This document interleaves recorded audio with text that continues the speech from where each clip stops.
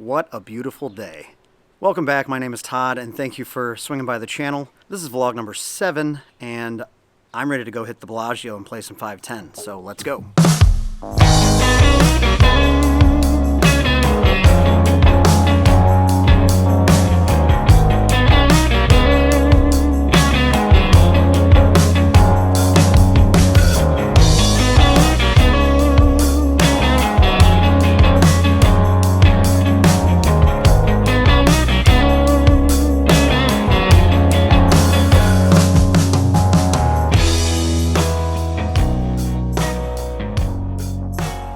I make it to the room and buy in for the max of $1,500.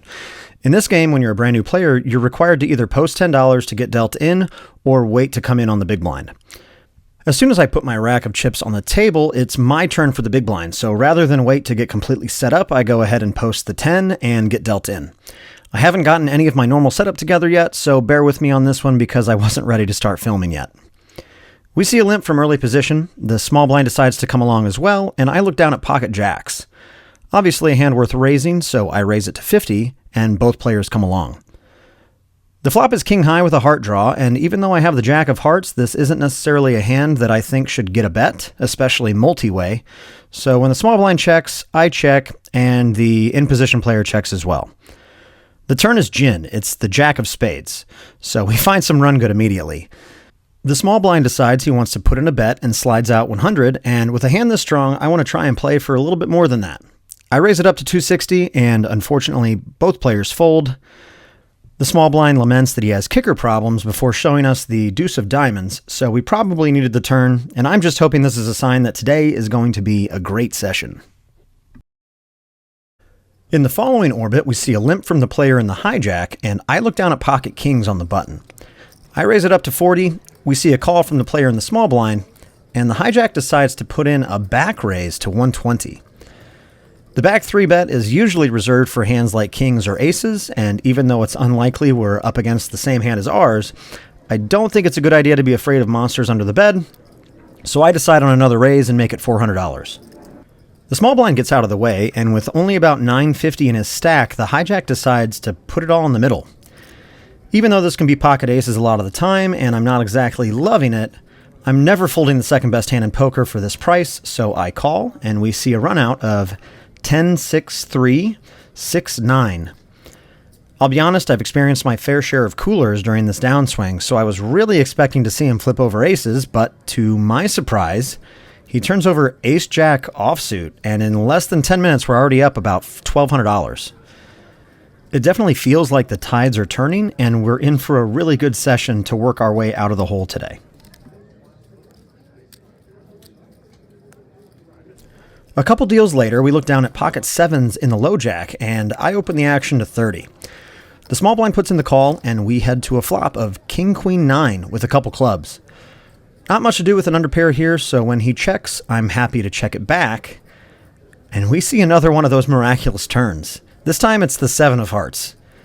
He decides to check it over once again, and I'm almost certain we have the best hand at this point, so I put in a value bet of 50, and he makes the call. There is a straight possibility, but with the 2 flush draws on board, it's incredibly unlikely that he'd check the nuts on the turn here. The river is the 8 of clubs, which does bring in the front door flush, but I'd really expect to see a club draw start betting on the turn as well, so when he checks a third time, I think we have a mandatory value bet, and I go ahead and do just that for 100. He thinks it over for a little bit before ultimately putting in the call, and we're good.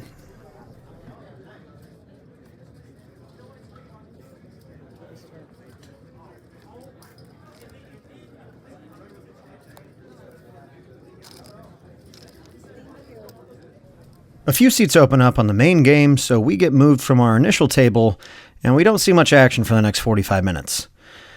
In this one, we see an open to 30 from the player in middle position, and a call from the small blind before looking down an ace-king offsuit in the big blind.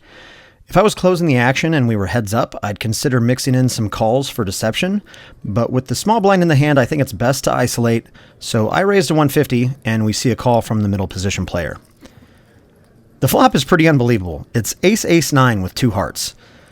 We have the board pretty locked up, but as the aggressor pre-flop, this is almost certainly a flop I'll be betting my entire range on.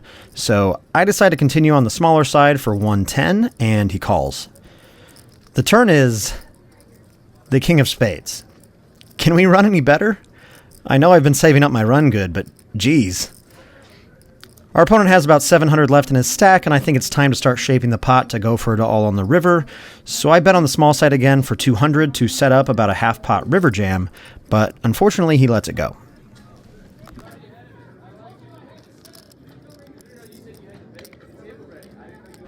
The player in early position proposes a round of straddles to make the game more interesting, and we all agree. It folds around to me in the cutoff, and I look down at King 10 offsuit. Not exactly my favorite Broadway hand in the world, but certainly worth opening from late position, so I open the action to 60, and the straddler defends.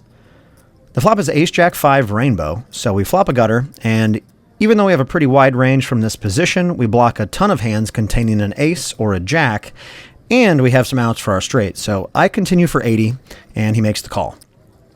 The turn doesn't help, it's the 7 of diamonds. But when he checks again, I decide to continue telling my story that I flopped a really good hand and continue betting for about 150. I don't love this sizing because this turn is a pretty decent brick, so I think a more polarized sizing of 80% pot or even an occasional overbet of something like 400 makes a lot more sense, but I bet half pot and he calls once again. We don't improve on the river when we see the 9 of clubs, and when he checks this should probably be a give up. But in-game, I decide I'm unblocking diamonds. I am blocking a lot of the strong hands containing an ace or a jack like ace-king of spades, king-jack of spades, and ace-10 of hearts. So I elect to fire the third barrel for 500, and without much thought, he tosses in the call. I proudly show the bluff, and he ends up showing us queen-jack offsuit, so unsure if a different line on the turn actually gets the job done when he's calling us this light, but you can bet I've made a mental note to avoid bluffing this guy for the remainder of the session.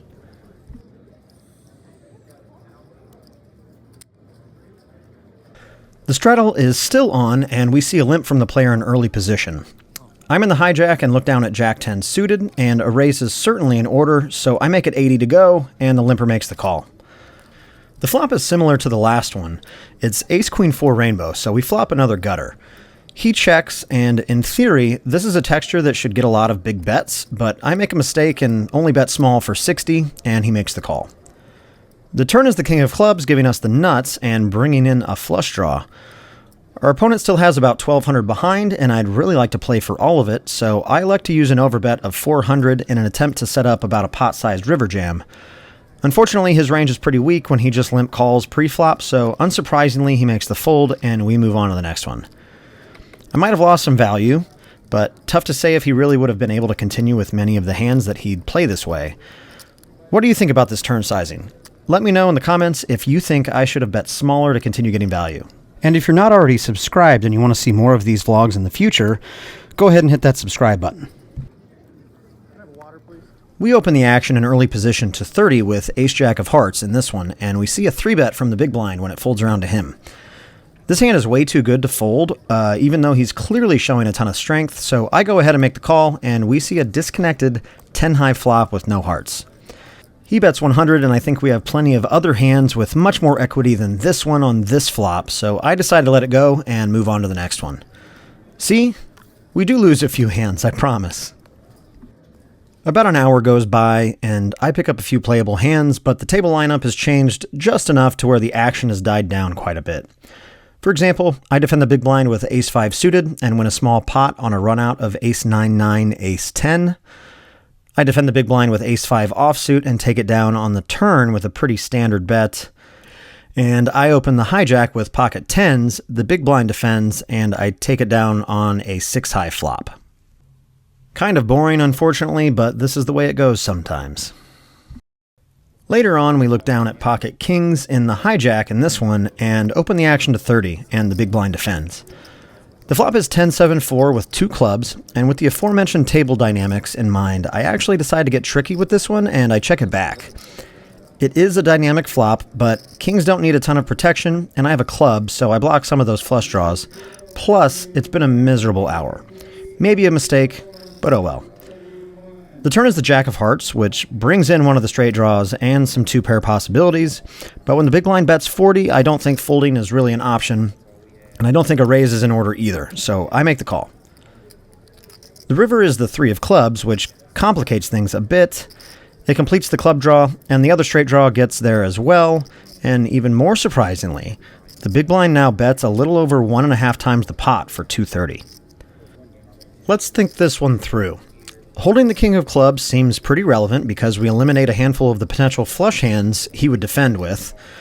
I'd expect to see a lot of 3-bets from him pre-flop with his suited ace-high club hands.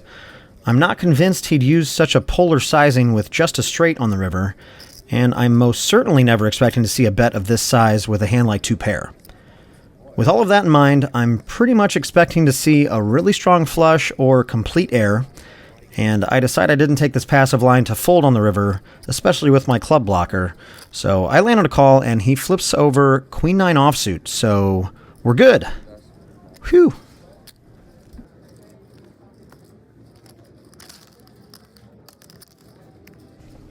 We're in the low jack for this one and open the action to 30 with pocket 4s, and the big blind defends. The flop is 8-5-4 with a heart and 2 diamonds, and this is a very dynamic board, so a larger bet is probably in order, especially when we unblock top and middle pair. So I bet 40, and the big blind decides to check raise to 140. It's a little concerning because he certainly could have flopped a straight, but if that's the case, we still have plenty of equity, so I put in the call. The turn is the 9 of clubs, which doesn't really change anything in my mind because 7-6 is still the nuts, and he continues firing. This time he bets the size of the pot for 340. I think about it for a bit, and we could still be ahead of some combo draw bluffs, and if we're up against a straight, we could still improve to a full house about 25% of the time, so I call once again. The river is brutal. It's the 6 of diamonds, so not only does the diamond draw come in, but it also makes a straight for any hand containing a 7. Luckily, we see a check from the big blind, and I am more than happy to take it to showdown and hope we have the winner given all of his aggression. And surprisingly, he shows us ace-3 of hearts. That wouldn't have helped, I guess. Oh no. maybe a shove. I open the action to 30 from early position with ace-jack of spades, and we see a 3-bet to 140 from the cutoff. This is a pretty big sizing given the stack depth, so this hand can probably go either way between a call and a fold, but I elect to call this time. For what it's worth, I think I'm always folding ace-10 suited given this action, so this hand's pretty close.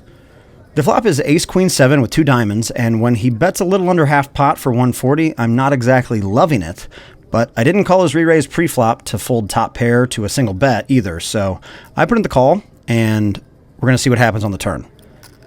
The turn is interesting. It's the jack of clubs. A second flush draw shows up, and we improve to 2 pairs, so we're now beating ace-king, but we're still losing to the 1 remaining combo of aces, the 3 combos of pocket queens, and the handful of combos of ace-queen. So when he bets on the larger side again for 400, I'm not really sure a raise makes a ton of sense. It's still possible we're losing, but I really don't like folding when we improve, so I toss in the call again. The river is the jack of hearts, which is obviously a great run out, because we now beat ace-queen as well, but we are still behind a couple of the higher boat possibilities. He has about a half-pot bet remaining in his stack, so given his aggression, I actually expect to see a jam some of the time. I landed on a check hoping to see that jam, and surprisingly, he checks it back, which obviously means we have the winner, so I show, and he shakes his head and mucks. After thinking this one through, I think it's best to just get it in on the turn. I was a little worried about ace-queen in the moment, but I don't think I can ever fold, even if the river doesn't improve our hand. So ace-queen and sets are just going to get a double up from me. Add in the possibility of some of the draws that he would like to see the full run out with, but doesn't necessarily want to follow through with on the river if they miss, and I'd say this is a pretty costly $700 mistake on my part. We see a limp from the player in early position, and I look down at pocket jacks in the cutoff. I raise it up to 40, and both the small blind and the limper make the call. 3 ways to a flop of queen 9-5 with a couple hearts, and when it checks to me, I think our hand is a little too weak to bet for value against 2 players, but it's also too strong to bluff, so checking seems best. The turn is another 9, and the player in early position decides to bet 60 into 130. I think about it for a second and start to cut out calling chips before ultimately deciding we lose to way too many hands that bet into 2 people, most notably hands containing a queen or a 9. I might still be ahead against a flush draw, but without improving on the river, it'd be hard to call just about any bet. So I decide to make the disciplined laydown, and a few minutes later, I call it a night, and we lock in the win.